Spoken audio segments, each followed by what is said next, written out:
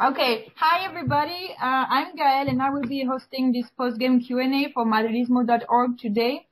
And before we start about the game, I would like to take a few seconds to honor the memory of Marco Simoncelli.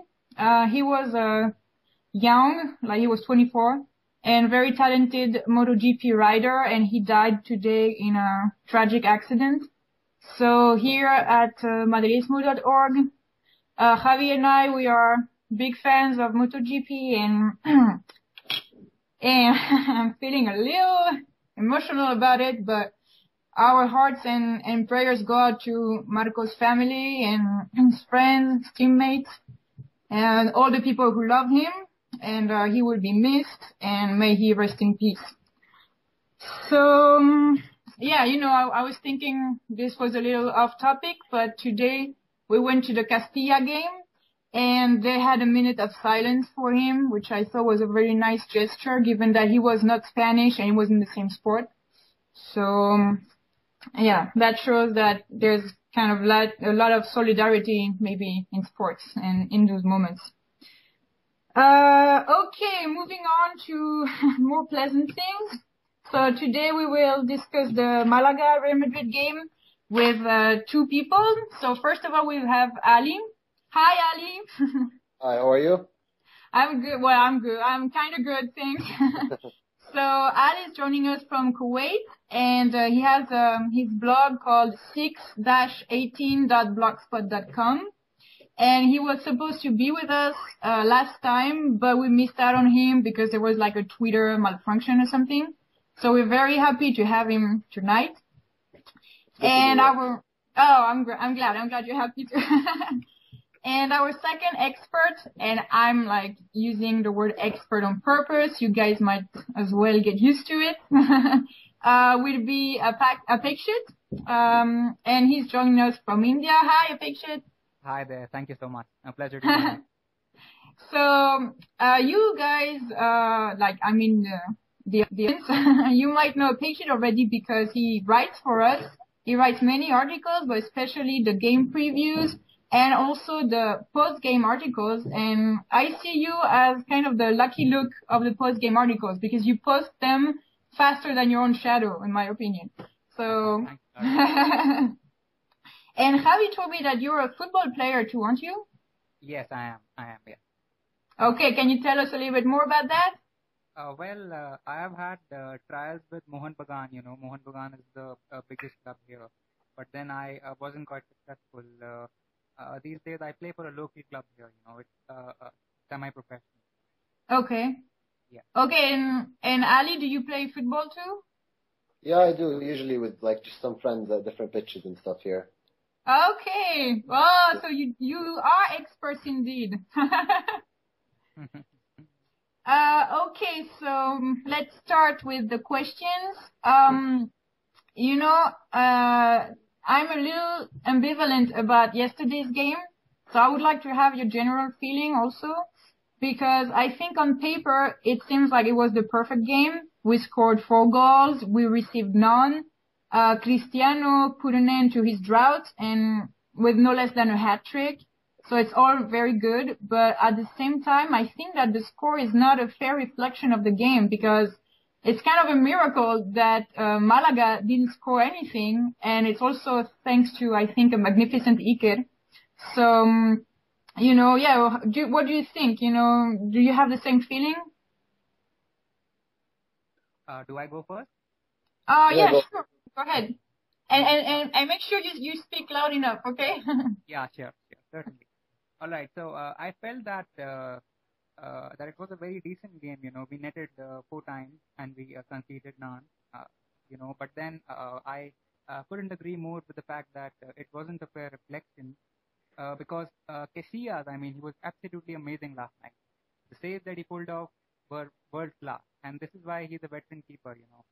And before scoring the first goal, Ronaldo, he's a very skillful player. There's absolutely no doubt about it, And yeah. he's arguably the best player, But then before scoring the first goal, the way he goes down in the Malaga box is absolutely disappointing, for a young footballer watching, at home, uh, people compare Ronaldo and Messi. Messi, he doesn't go down cheaply. Defenders foul him and he just gets up and gets on with the game. But then Uh-huh. Ronaldo is very different. He goes down cheaply, and it's a surprise, to me, because a player who's so skillful, I mean, he shouldn't be doing it. He shouldn't be doing it, And his hat trick, yeah, that's a different thing. He's a very skillful player and a complete footballer. So I think it was a fair game. It was a really good game. But in the second half, I thought we should have scored more goals.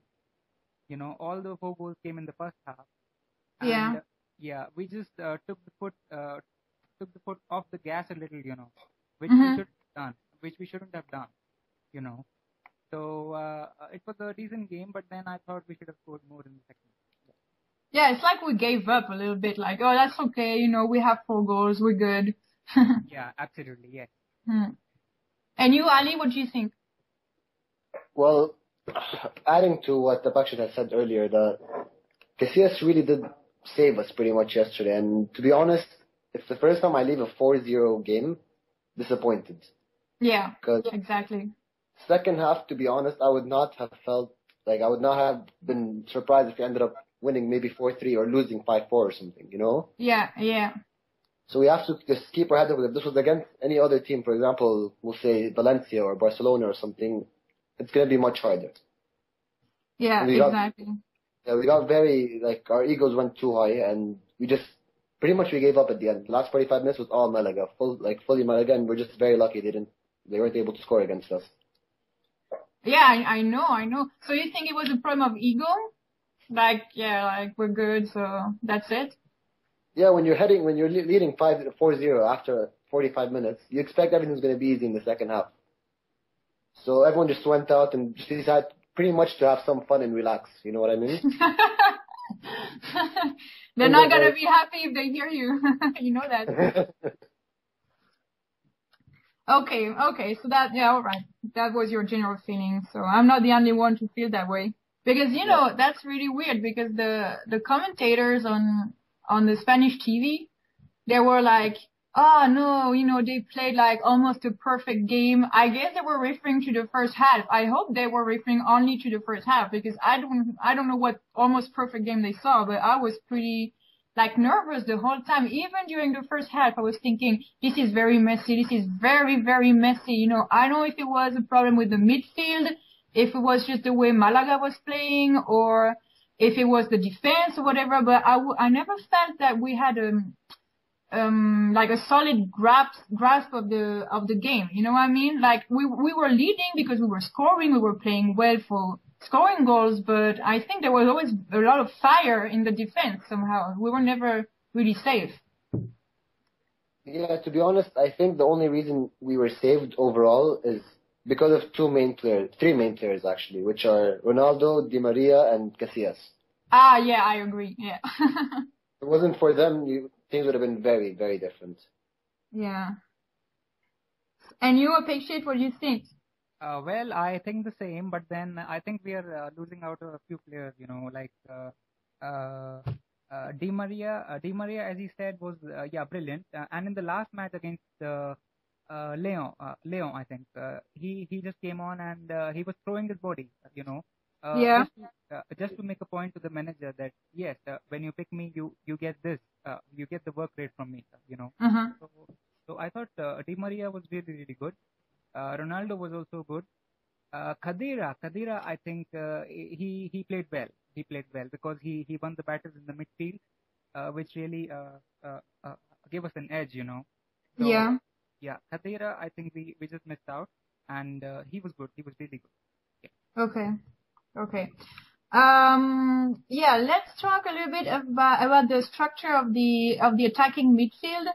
That's pretty funny because if you've listened to the previous Q&A that we had, it was Ashay and Tanuj explained to me, why sometimes Özil plays on the side and why he's in the middle, and when he's paired with Kaká, he's on the side, and they play with Benzema, I think it was, and in other in another circumstance, then he's in the center, Di Maria is on the side with Higuain. I think that was more or less, that they didn't agree exactly on that explanation, but more or less that was the idea.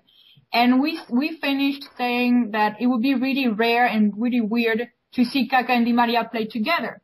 And right, yesterday night I see, the starting team and I see Kaká and Di Maria and I'm like, oh my gosh, it seems so weird. We were talking about that last time. Actually, Tanush sent me a message on Twitter saying, we're talking about that. I told you something, and then the exact contrary happens, right?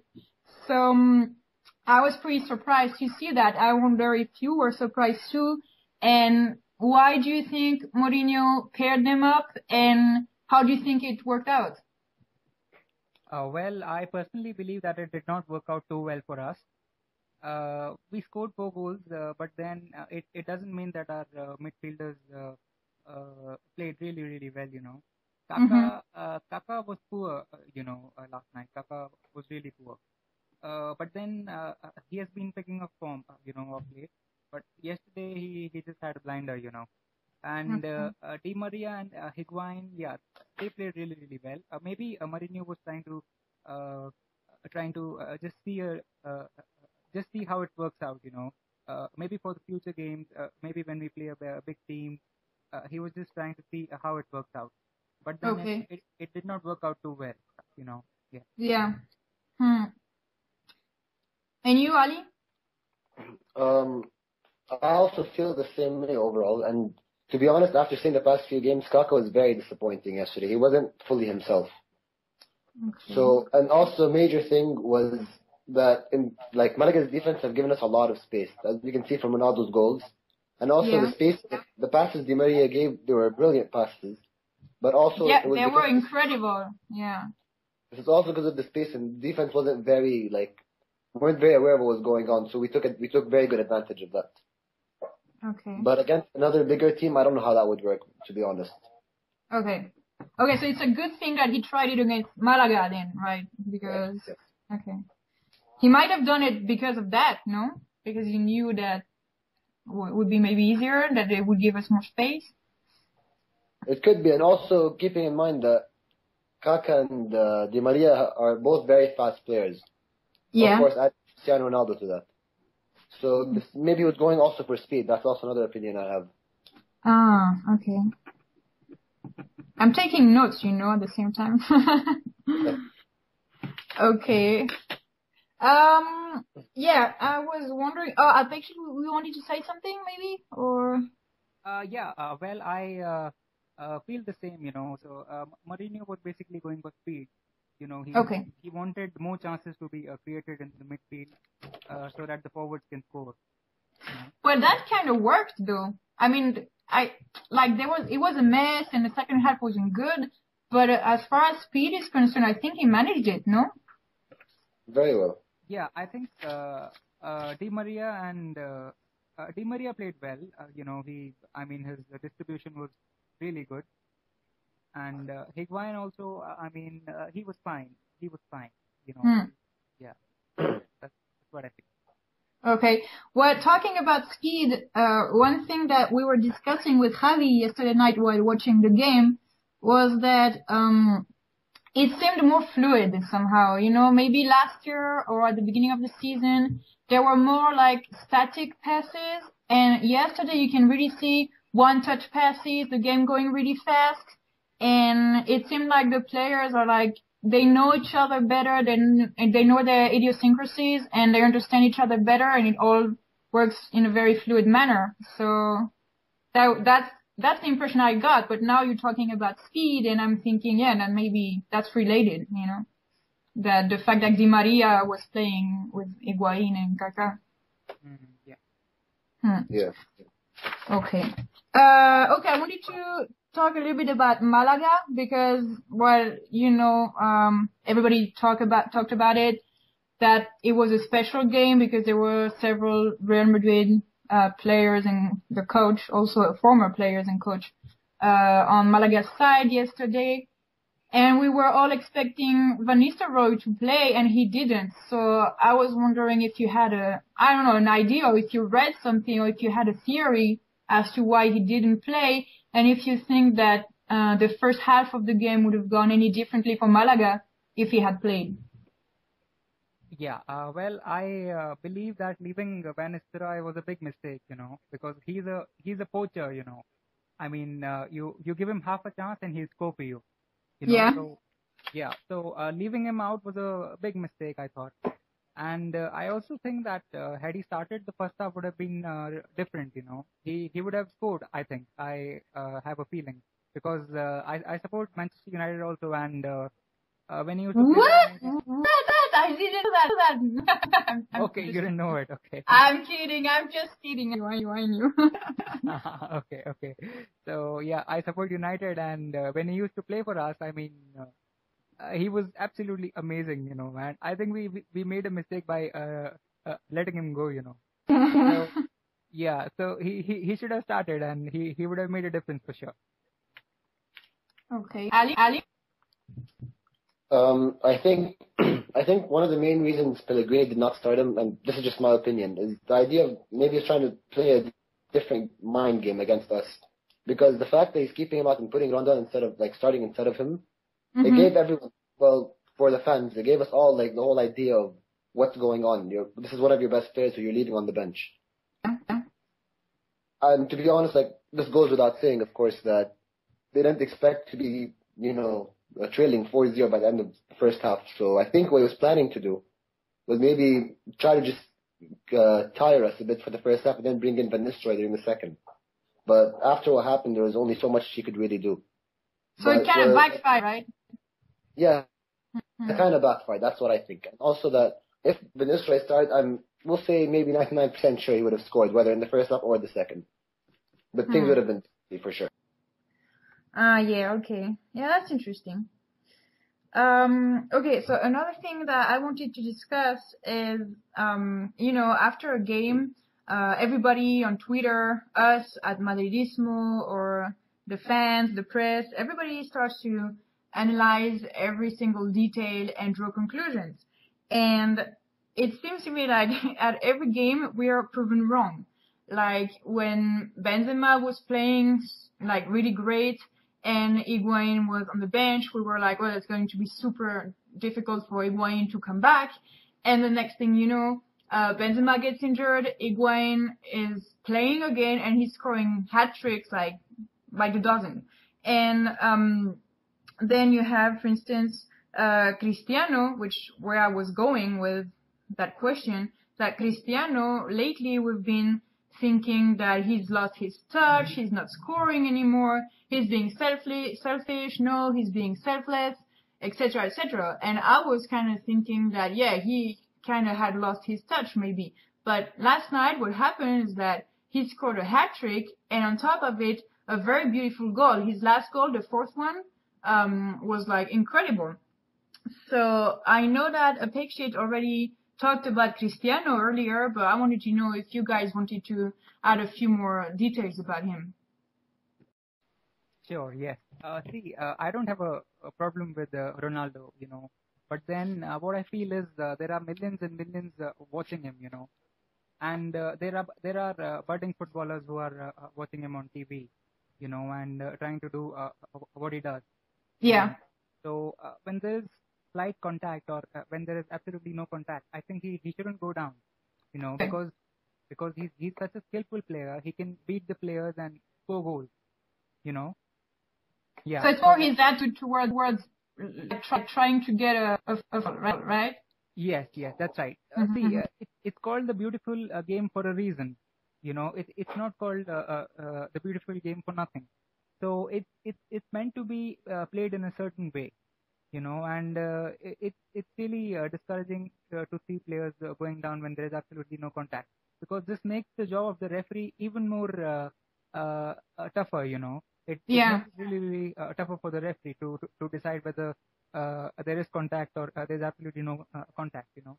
So his hat trick was fine. His hat trick was really good. There's no doubt about it. And the third goal which you mentioned was absolutely amazing. The way he twisted his body and scored. It was absolutely amazing. It reminded of a karate. Yeah, it was more or less a karate kick, and it took the goalkeeper by surprise. Yeah. The goalkeeper was absolutely surprised. Do you agree with everything that's been said?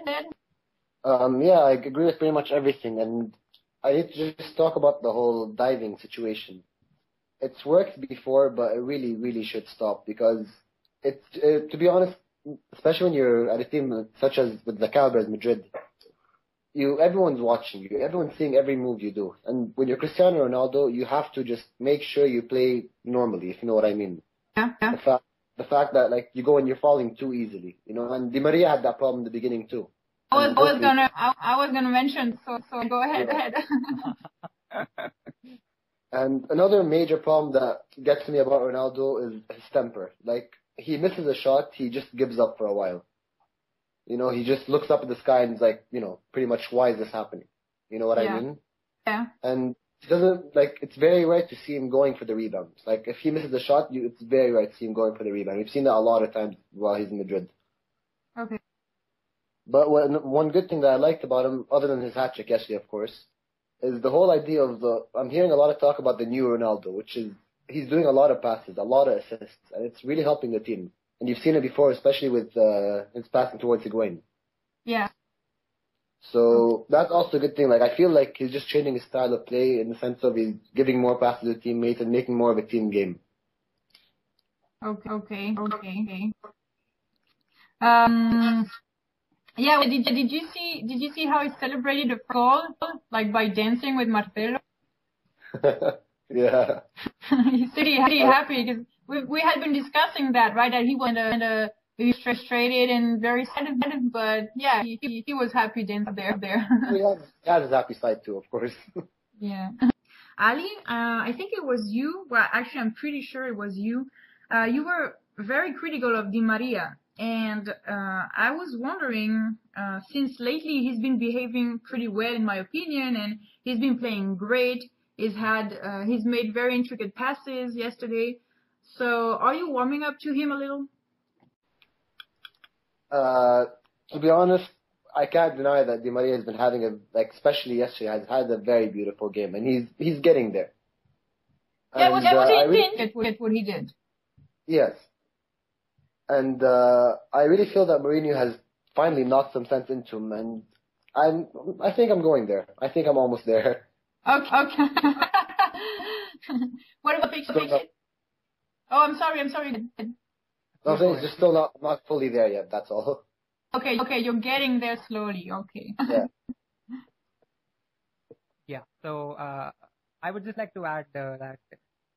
When Di Maria came on, I think it was against Leon, not very sure though. I mean, he started throwing his body and he started chasing everything. But then, why does that dedication come when a player is dropped? He was dropped and then he started showing dedication, Yeah. Yeah. So why don't players these days, they show a dedication when they're in the starting lineup? I've never seen Di Maria throwing his body, why does he do that when he's recalled and when he just comes on in the second half? So he's trying to prove a point, and then he starts the next game, which is fine, which is absolutely fine. But then I've got a problem with Di Maria, when we are down, when we're losing, he shoots from distance, say 30 yards, 35 yards. I think he shouldn't be doing it. Ronaldo also does the same thing. When we're losing, he thinks he can score goals and win the match himself. Which is wrong, which is really wrong. So yeah. He should realize that this is a team game, and he should start passing and he should fit in the team well, But then deciding on yesterday's performance, I thought Di Maria was really. Well, yeah, I watched not his goals, but his assists again yesterday, and I don't know if it was just luck or if it was on purpose, but his passes were perfect as far as, reaching the strikers while they were still onside goes. He did it perfectly. Yeah, his passing was good, really good yesterday. Yeah. Okay, so as far as Kaká is concerned, you guys already said that you thought that he under-delivered yesterday. I think, Apexit, you said that he played poorly, actually. And I wasn't very sure, but I thought that he wasn't being effective yesterday because although he did make some great passes to Kedira and Di Maria especially, but also to Higuain, and unfortunately none was converted into a goal, so he didn't have those assists to show for his track record. But despite that, I thought that he didn't play very well. So you confirm that, right? Yeah. The problem with Kaka is he just fades away, you know. He did what? What? I'm sorry. Yeah, he just fades away, you know. Oh, okay, yeah.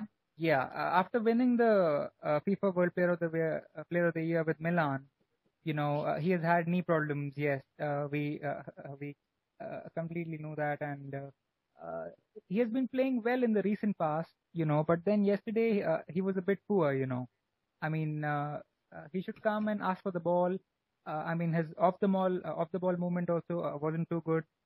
So I think he has to be consistent to cement a starting lineup. A place in the starting lineup. You know, he has to be really, really consistent.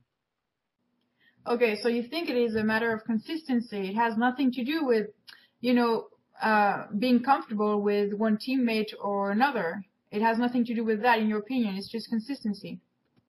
That also could be a factor. You know, that also could be a factor because yesterday the midfield was changed. You know, as we discussed earlier. Mm-hmm. So yeah, that also could be a factor. But then, he has won the FIFA Player of the Year, and he has not been playing well. You know, so I mean, he should find the motivation now, which is really difficult sometimes for the players. You know, so he should be motivated all the time, which is a tough ask. You know, because he has been the best, and to be the best again, he has to work very hard. But I hope he can do that, and he starts playing well for Real Madrid again. Oh, okay. Ali, what do you think?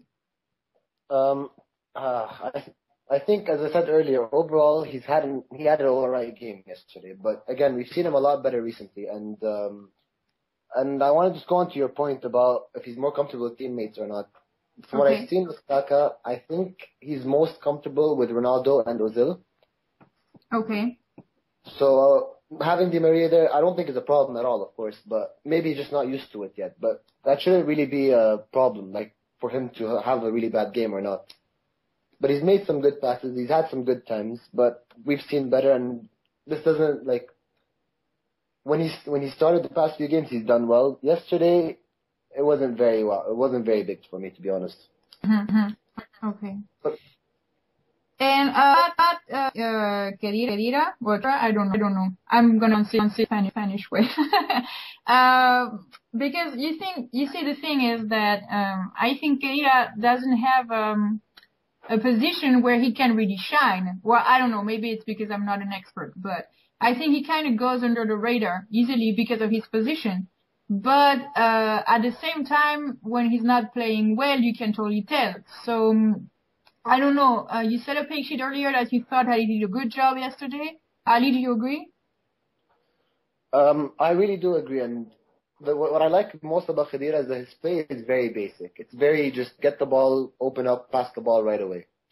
And it shows a lot that self-confidence really got up after grabbing his first goal last time they played. So, like, I really liked how he played. And about the fact that he doesn't really shine his position, it's very true. And you can see, and if you remember even way back when Makelele was playing for us, he's never really shown there, but that's probably one of the most important positions in the game. And Khedira really does well at that place. Mm-hmm. Okay, so that's 2 games in a row that he's doing a good game, right? Because we said in the last Q&A, we said that he was the man of the match. I could see that last time, but this time, you see, I wasn't really sure. I needed your guidance. So. I'm not sure about man of the match, you know, but then one thing is for sure that he played well. And as you said, you know, he doesn't get the credit because someone in the midfield has to do the dirty work. You know? So he does that dirty work, you know. he wins the ball and he passes it to players who are more skillful than him, you know. Okay. So, yeah, something very similar to what Gattuso does for Milan, you know. Gattuso is a natural ball winner, you know. So his job is to win the ball and to just pass it. You know, Makelele also used to do the very same thing. He used to win the ball and just pass it around, you know. So I think the holding midfielders, you know, they're not given credit. But once they leave, we realize what we are missing. Okay. Know? Yeah. Yeah. So when Makelele left Real Madrid, there was that void created, you know. So which we struggled to fill. You know, once that void is there, it's really, really difficult to fill it. Okay. You know, yeah. And players like Makelele, I mean, it's very difficult to find a replacement for them. Yeah. Okay. Yeah. This is what I feel. You know. Okay. Yeah. No, that's good. Yeah. I'm sorry. Sometimes I take notes and so that's why I'm a little absent. Okay. So what about Xavi Alonso? Because we've been discussing before that that's not right that he's playing all the games 90 minutes. He's gonna be tired and we need him. And yesterday he played the whole match again.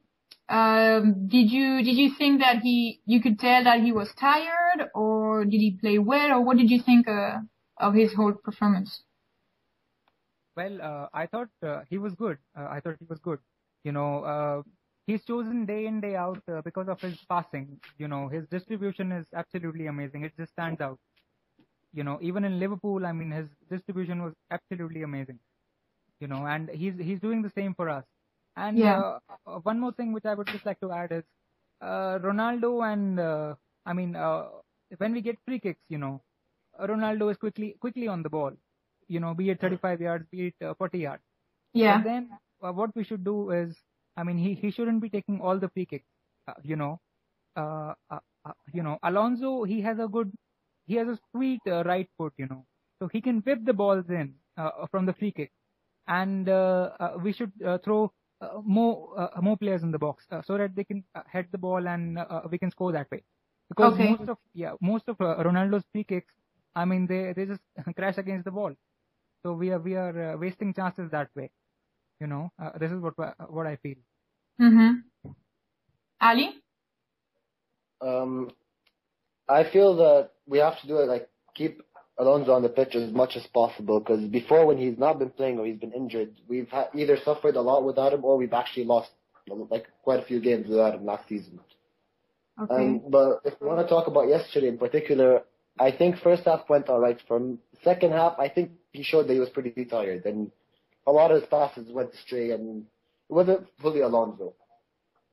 Okay. But he's a great player for us, and I wanna just go more into what Diksha said earlier, that about the free kicks. He's only taking the free kicks that are, you know, to cross it in, you know, on the sides. Yes. But yeah, I really think he should go and take more of the free kicks that, like, from 30, 35 yards out. I think it would make a difference not to have Ronaldo taking it the whole time. Okay. Yeah, yesterday I think he took one. I saw him take one for sure, and Ronaldo too. I think. Well, I'm not exactly sure, but yeah. So you're not too worried that he's gonna be tired, because some people were saying, you know, if he's exhausted, then we're gonna have problems. So. Well, it is a worry for sure. It's something you should like always think about, but to be honest, I feel safer having him on the starting lineup as much as possible. Okay. Yeah, I do too, I must say. Okay, so the last player I would like to discuss, unless you want to say anything else later, is Ramos. So the feedback here, like the commentators and people's stuff I've been reading and hearing, people are saying basically that he's a much better central than he's playing on the side, because he gets a whole other, you know, focus and he's just he's rock solid basically. Whereas when he's on the side, he gets distracted because, you know, he tries to create scoring chances, and so in some people's opinion, Ramos is a much better center back than he is on the side. So I wanted to know if you agreed with that. And also, what do you make of Carvalho's contract being renewed for another 2 years? I think it's 2 years. Because Carvalho is a center back. So as soon as he comes back, it means that he's going to take his position again, and Ramos is going to be on the side again. So I don't know if it's such a good thing. What do you think? Well, I think Ramos, when he plays in the central defense, he's much better, and we should just keep playing him in center defense. Okay. He's a central defender, and he should play there. And as far as Carvalho is concerned, Carvalho is also a really, really good player. There's absolutely no doubt about it. There's no two ways about it, But then I think when it comes to playing as a central defender, I think Ramos is better. Okay. Ali? I think that I actually have to go both ways on this one because he's been great as a centre back and he's shown it a lot. But I also personally love him being at the right back because he knows how to go up very well. Yeah. And once we have Carvalho back, I think probably one of our best back four would be the usual that we use, which is Ramos, Pepe, Carvalho, and Marcelo on the left. Okay. But he's also, like, don't get me, he's also very, very good at centre back, and it's great having him there. It doesn't really make that big of a difference. Okay, so we're gonna move on to the last two questions, which are rating the players on a scale from 1 to 10, and also, deciding who was the man of the match. Okay, so let's go. Unless you want to say something else, maybe before we move on to that. Yeah. I would just like to talk a little bit more about diving. Okay. Joaquin yesterday. I'm not sure if I'm pronouncing his name right. Yeah, you're right. Yeah, Joaquin. Yeah, Joaquin yesterday. He did the very same thing as Ronaldo did. Going down far too cheaply in the box. Okay. But he couldn't con the referee. So I think players who dive, they should be fined or banned. FIFA should step in and do something about this menace. It is spoiling the game, and it is now time to do something about it, to take measures so that it doesn't happen on a regular basis. It just spoils the game, nothing else. It just absolutely ruins the game. Okay, that's really, really important to you, right? Yeah, it is. Well, actually, speaking of spoiling the game, it reminds me of Barcelona's game. I wasn't going to discuss that because it was about Barcelona, not Madrid. But did you guys see the game or some highlights or something? I saw the game live, and the Sevilla keeper. Oh my word! What a performance that was! What a world-class performance that was! Lionel Messi. I mean, what a bad penalty that was, but the save was absolutely extraordinary. And he just kept making saves after saves after saves. Yeah. And I felt that had the game gone on for 200 or 300 minutes also, the scoreline would have been 0-0. I just want to quickly add to what he said. Joaquin and Ronaldo both went down way too cheaply in the box, but that brings us to talk about the ref. He had a great game in my opinion yesterday, but when diving, yes, I think they should be at least just given a warning, the yellow card, which I've seen sometimes, but not every single time. And yes, this could go against us in terms of how much Ronaldo loves diving recently, but there's something has to be done about it because it's starting to really ruin the game. Okay, because what happened is that we were watching the game and I was so nervous that I just decided I would go and play some guitar because I couldn't watch that. And suddenly Javi calls me back and it's like, come on, Barca is gonna have a penalty, and we thought, well, that's it, in the extra time they're getting a penalty, they're gonna score, they're gonna win, and that's it. And suddenly we see Cesc on the floor, and I don't know, I think it was with Canute that they were fighting, and it all, heated up very much, and then Messi missed the penalty, and I don't know, I'm just sick and tired of people hitting each other or pretending to be injured or pretending things or just, being mean to each other, because this is not the game. It's not fair play. It's not the reason why you watch football. So, yeah, I don't like it. Personally, I think, of course, it should stop as soon as possible because it does ruin the game. And to be completely honest, I think that the fact that it happened right before the penalty is partly a reason why Messi probably missed it, because it takes your head out of the game. You're not able to concentrate. A player just got a red card. Another player is on the floor pretending like he's injured. Yeah. So a lot just happens for you to keep your mind off the game. You know what I mean? Yeah. But as the game is concerned, don't get me wrong, I'm very happy with the final result of that one. And I feel like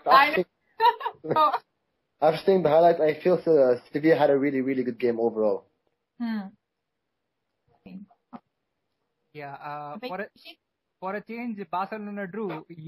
I was also really, really happy because for a change, they just drew a game, finally. So I was very happy. And then I read in the tabloids this morning that Fabregas said something about Frederic Canute's religion.